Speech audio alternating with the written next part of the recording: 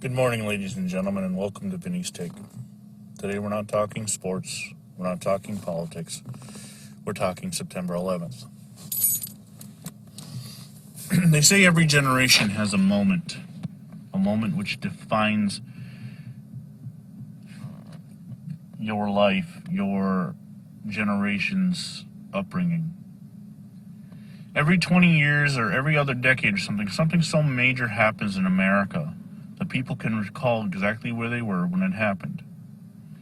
Whether it's the stock market crash of 1921, Pearl Harbor in 1941, the JFK assassination in 1963, the Space Shuttle Challenger explosion in 1986, which I was 6 for, and I can remember, 9/11 in 2001. There always seems to be something, and I'm sure I've left some out. Maybe the Reagan assassination attempt could be on there for the 80s.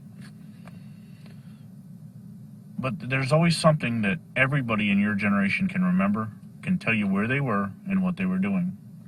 And one of the things we hold dear on September 11th is that people are sharing their stories, because we don't want to forget what happened. We don't want to forget about the nearly 3,000 people who lost their lives on that sunny, warm September morning, I should say. Yesterday I was talking with a good friend who mentioned something about overwhelming sadness. Just how do you deal with it? And it can be for anything. I mean, it can be for a loss of a loved one, a moment in time memory. 9/11 definitely triggers that for many people. I myself is sitting there this morning watching the Tunnels to Towers tribute on Fox News.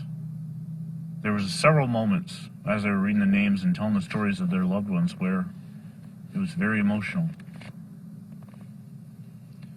I had set my Google Home Mini alarms to go off at every minute of something major. It was 8:46 when the first tower was hit, or 10:28 when the last tower fell. And every time it went off, I let it ring 11 times before I stopped it. Why 11? It was September 11th. Now, I know I've told this story before. I told it with slideshow last year, and this year I'm just going to tell it with, my American flag face and my sunglasses on. In the fall of 2001, I had re-enrolled at my alma mater, commonly referred to as Nowhere Tech, but it is in upstate New York, and I was in law enforcement communications class, a class taught by a former LAPD officer who had seen a lot in his career. And regardless of what you think of law enforcement or whatnot, it was an interesting class to be a part of. I don't remember anything about the class.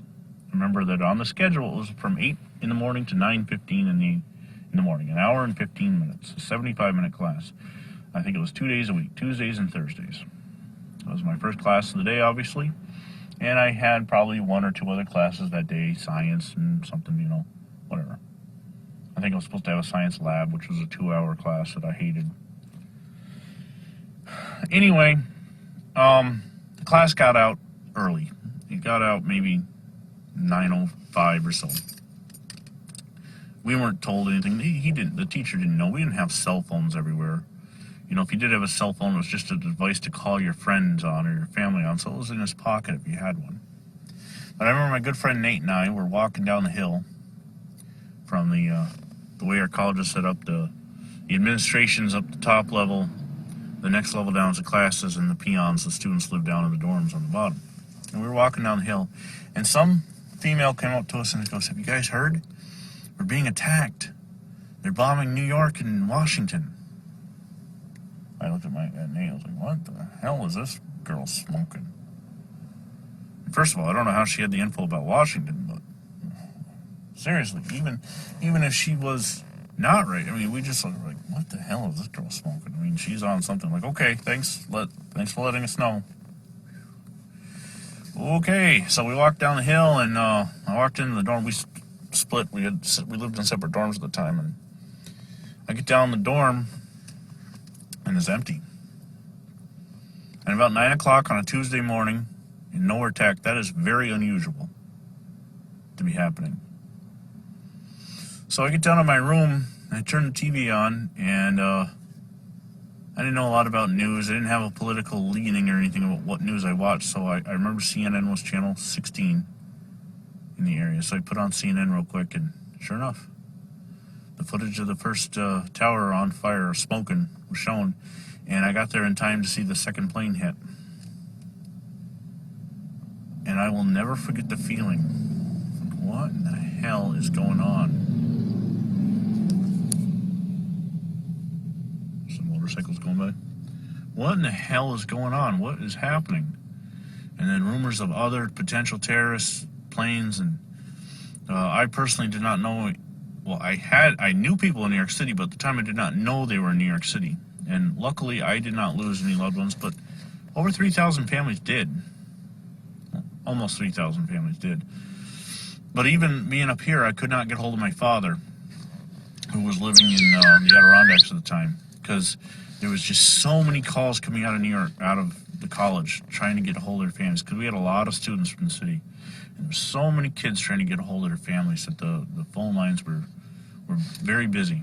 And in 2001, the phone grid was a lot different than it is now.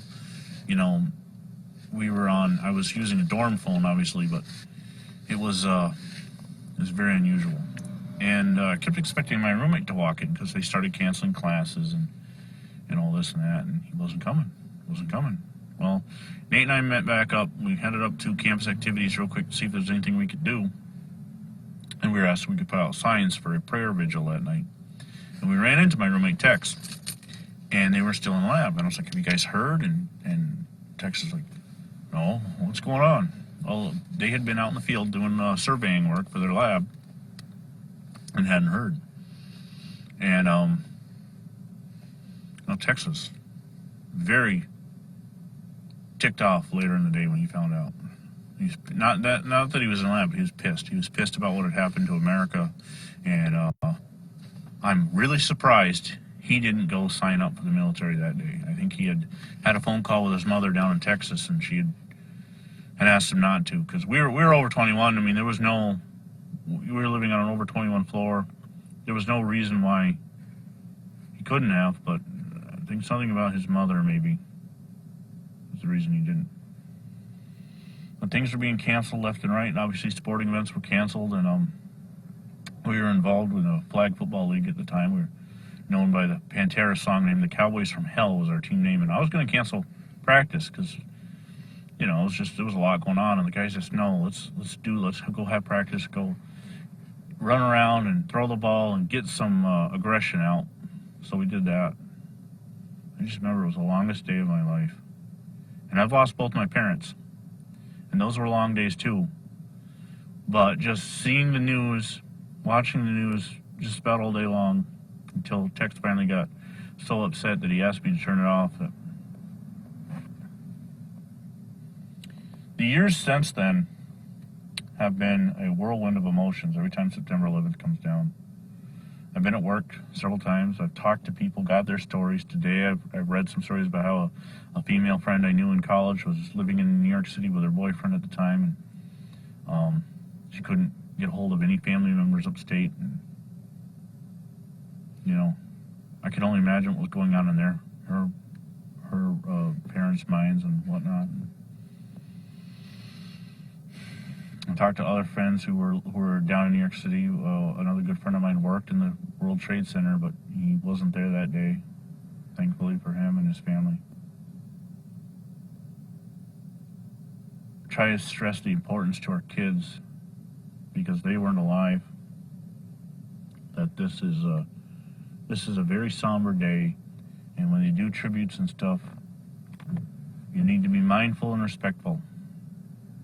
And put all the crap that's going on in the world right now aside for today.